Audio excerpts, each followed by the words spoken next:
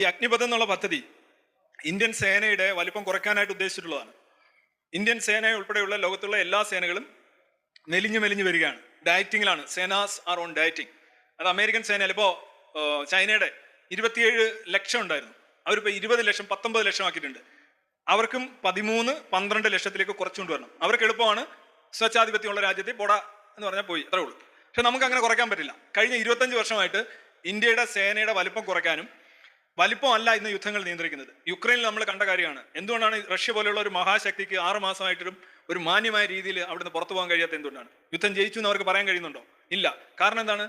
എണ്ണമല്ല, നിങ്ങളുടെ ആയുധങ്ങൾ എവിടെ, എപ്പോ, എങ്ങനെ നിങ്ങൾ ഉപയോഗിക്കുന്നു എന്നുള്ളതാണ്.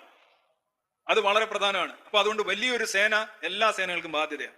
ഇന്ത്യ കുറയ്ക്കാനായിട്ട് ശ്രമിക്കുന്നു 25 വർഷമായിട്ട്. കർഷക ബില്ലിന്റെ കണക്കാണ് ഈ അഗ്നിപഥിന്റെ കാര്യം. നടക്കുന്നില്ല. ഇതിനായിട്ടുള്ള റിപ്പോർട്ടുകൾ ഓരോ ഘട്ടത്തിലായിട്ട് ഓരോരോ ഗവൺമെന്റുകൾക്ക് സബ്മിറ്റ് ചെയ്ത് അവസാനം ഈ സാധനം കൊണ്ടുവന്നു. ഇതിന്റെ ഉദ്ദേശം എന്താണ്? സാധാരണ ഇതിൽ ഒരു വർഷം 60,000 സെലക്ഷനാണ് ഇന്ത്യൻ ആർമി, നേവി, എയർഫോഴ്സ് നടക്കുന്നത്. ഇപ്പോൾ ചെയ്യുന്നത് 40,000 പേരെ എടുത്തിട്ട് 4-1 സ്ഥിരപ്പെടുത്തുകയാണ്. അതായത് 10,000 പേരെ സ്ഥിരപ്പെടുത്തുകയാണ്. അപ്പൊ 4 വർഷം ആകുമ്പോഴും 40,000 പേരെ വരുള്ളൂ. 60,000 × 4 എത്ര? 64,24, 2,40,000. 2,40,000 പേര് വരേണ്ട സ്ഥാനത്ത് 40,000 പേരെ വരുള്ളൂ. ഇപ്പൊ ഇവർ പറയുന്നുണ്ട് 40,000 പേരല്ല, കൂട്ടി 1,20,000 പേരെ ഒരു വർഷം റിക്രൂട്ട് ചെയ്യുമെന്ന് പറയുന്നുണ്ട് ലേറ്റസ്റ്റ് സ്റ്റേജിൽ. അപ്പോഴും 1,20,000-ന്റെ 4-1 സ്ഥിര നിയമനമാകുന്നുള്ളൂ, അല്ലെ? അങ്ങനെ നോക്കിയാലും ക്രമേണ എണ്ണം കുറഞ്ഞു വരും. എണ്ണം കുറയ്ക്കുക എന്ന് തന്നെയാണ് ഇതിന്റെ ഉദ്ദേശം. പിന്നെ 4-1 ജോലി സ്ഥിരം, 4-3 സർട്ടിഫിക്കറ്റ്, പിന്നെ അവർക്ക് സംവരണം എന്നുള്ളതാണ്. ഇത് നടപ്പിലാക്കിയേ പറ്റുള്ളൂ. പിന്നെ താങ്കളുടെ ചോദ്യം ഇതെല്ലാം RSSന്റെ സേനയാക്കാനാണോ എന്നുള്ളതാണ്. നമ്മൾ അങ്ങനെ കാണുകയാണെങ്കിൽ ഇന്ത്യൻ ആർമി തന്നെ മതി. എന്തിനാണ് ഈ അഗ്നിവീറിനെ റിക്രൂട്ട് ചെയ്യേണ്ട കാര്യം? എന്താണ്? ആർമി തന്നെ ഈ പറഞ്ഞോണം ഭരണകക്ഷിയുടെ സേനയാക്കി അങ്ങ് മാറ്റി പോരെ.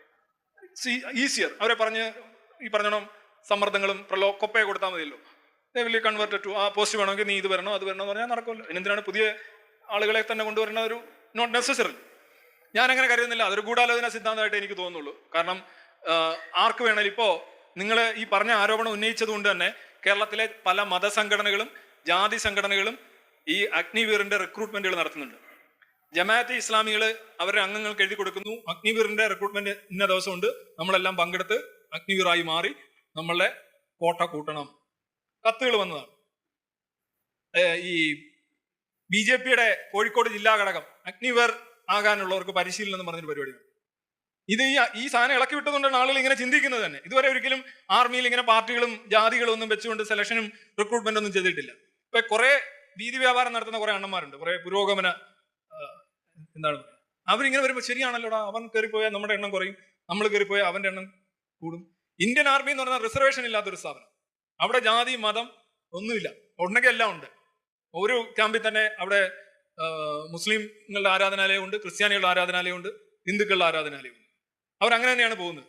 അപ്പൊ അങ്ങനെ ഇല്ലാത്ത ഒരു ഏകീകൃതമായിരിക്കുന്ന ഒരു സേനയിലേക്ക് ഇന്ത്യൻ സേന എന്ന് പറയുന്നത് ഇന്ത്യയുടെ നിലനിൽപ്പിന് തന്നെ അടിസ്ഥാനമായിട്ടുള്ള ഒരു ഇൻസ്റ്റിറ്റ്യൂഷൻ, ഒരു സെക്കുലർ ഇൻസ്റ്റിറ്റ്യൂഷനാണ്.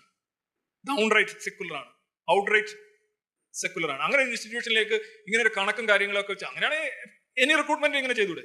അഗ്നിവീർ ആവാനായിട്ട് RSSകാർക്ക് മാത്രമേ പറ്റുള്ളൂ. Why can the Jamaat-e Islami people can? Why the കാസക്ക് കയറിക്കൂടെ? കാസ അങ്ങോട്ട് മാറി നിൽക്കൂ? അങ്ങനെയൊന്നും ഇല്ലല്ലോ. ജാതിയും മതവും നോക്കുന്നില്ല. നിങ്ങൾ ക്വാളിഫൈഡ് ആണെങ്കിൽ നിങ്ങൾക്ക് കയറാം. അവിടെ നമ്മളിങ്ങനെ ഒരു സ്പ്ലിറ്റിന്റെ ഒരു ഫിയർ മോങ്കറിങ്ങിന്റെ കാര്യമില്ല എന്നാണ് എനിക്ക് പറയാനുള്ളത്. ഇത് അഗ്നിവീർ ആവുമ്പോൾ നോക്കുക.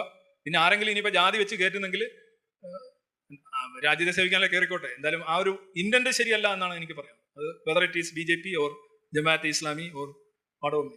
ഈ പദ്ധതി ഞാൻ അംഗീകരിക്കുന്നുണ്ട്. കാരണം ആർമിയുടെ വലിപ്പം കുറയ്ക്കണം.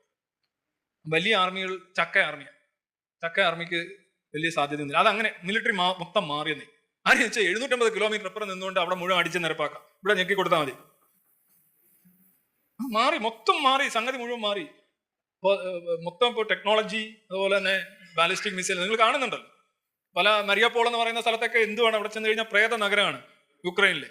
എല്ലാം മിസൈലാണ് കൊണ്ടുവന്ന കാഴ്ചയാണ്. നിങ്ങൾ KGF കണ്ടില്ലേ?